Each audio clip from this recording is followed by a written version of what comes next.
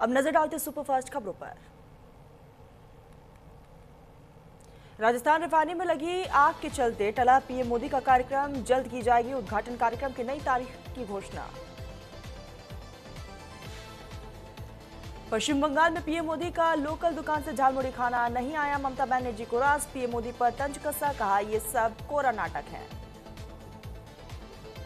बंगाल तमिलनाडु में चुनाव से पहले बड़ी सख्ती, चुनाव और उपचुनाव के दिन शराब की दुकानें बंद रखने का सख्ती से पालन करने के आदेश।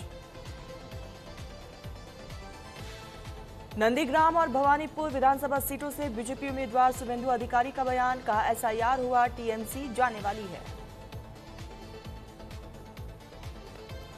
शुभेंदु अधिकारी ने बोला टीएमसी पर हमला, कहा ममता बनर्जी को फिर एक बार मेरे सामने हार स्वीकार करनी होगी।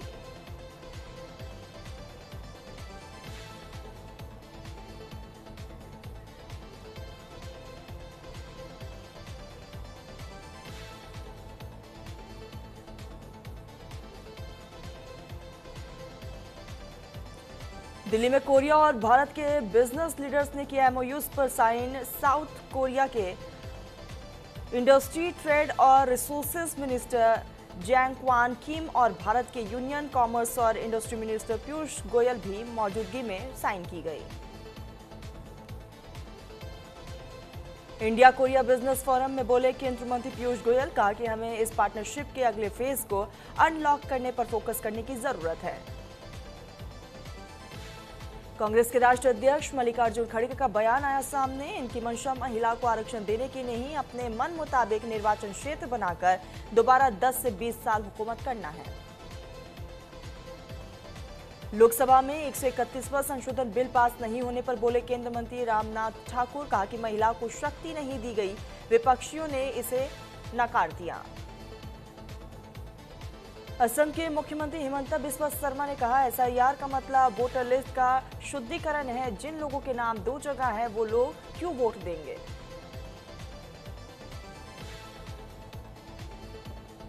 टीसीएस नासिक केस में आरोपी निदा खान को बड़ा झटका, बीपीओ में जबरन धर्मांतरण और यौन उत्पीड़न मामले में आरोपी निदा खान को अंतरिम राहत देने से कोर्ट ने किया इनकार।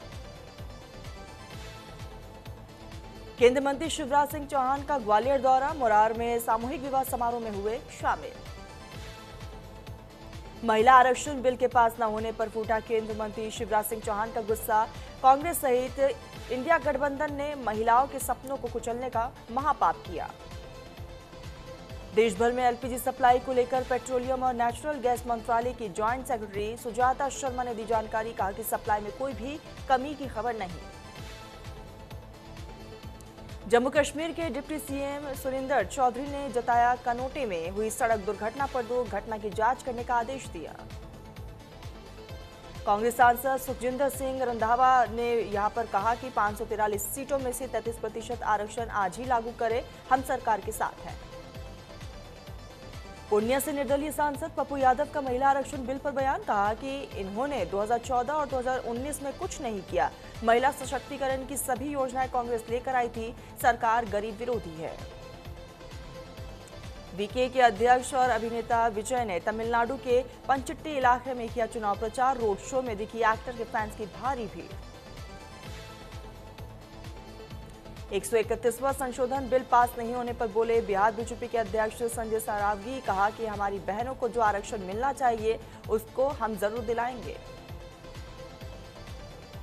अनिल अंबानी की बड़ी मुश्किलें, रिलायंस कम्युनिकेशन के खिलाफ 7 केस दर्ज, 2 सीनियर अधिकारी अरेस्ट। भारत के दौरे पर दक्षिण कोरिया के राष्ट्रपति ली जेम्यूंग, भारत कोरिया व्यापार नेताओं की वार्ता में समूह फोटो के लिए पोस्ट किया गया। साउथ कोरिया के राष्ट्रपति का भारत का दौरा, मिडल ईस्ट युद्ध को लेकर बोले ली जेम्यूंग, कहा कि मिडल ईस्ट में स्थिरता और शांति बहाली ग्लोबल सिक्योरिटी और इकोनॉमी के लिए बहुत जरूरी। साउथ कोरिया के राष्ट्रपति ली जेम्यूंग ने भारत की मेहमान नवाजी के लिए बताया पीएम मोदी का आभार व्यक्त किया, कहा कि भारत दुनिया का सबसे बड़ा लोकतंत्र है जो सबसे तेजी से विकास कर रहा है। साउथ कोरिया के राष्ट्रपति ली जेम्यूंग के साथ पीएम मोदी ने की प्रेस कॉन्फ्रेंस, कहा कि आज के पॉप और के ड्रामा भारत में बहुत पॉपुलर हो रहे हैं। साउथ कोरिया के राष्ट्रपति ली जे मोंग के साथ बैठक के बाद बोले प्रधानमंत्री नरेंद्र मोदी, कहा कि हम अगले दशक की सक्सेस स्टोरीज की नींव रख रहे हैं। बीजेपी के राष्ट्रीय अध्यक्ष नितिन नवीन का पश्चिम बंगाल का दौरा। ईस्ट मिदनापुर में बीजेपी उम्मीदवार देवेंदु अधिकारी के समर्थन में किया रोड शो। भारी संख्या में लोगों ने हिस्सा लिया।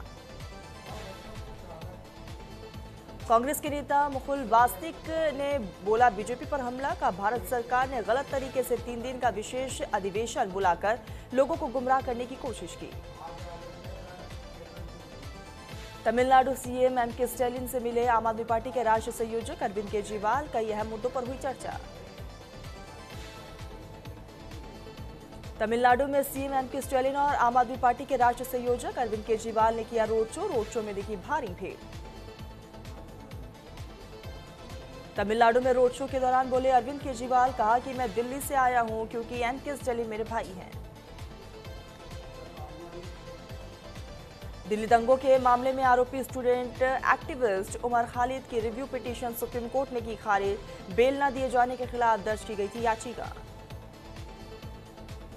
7.5 तीव्रता के शक्तिशाली भूकंप से कांपी जापान की धरती। सुनामी को लेकर अलर्ट जारी। तटीय इलाकों में रहने वाले लोगों को तुरंत सुरक्षित स्थानों पर जाने के निर्देश।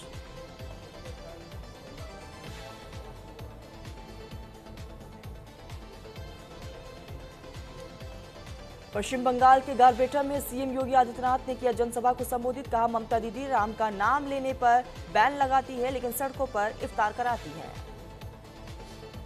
यूपी में बढ़ती आग की घटनाओं को लेकर प्रशासन ने कसी कमर। लखनऊ में हाल ही में हुई आग की घटना के बाद फायर विभाग ने किया मॉक ड्रिल।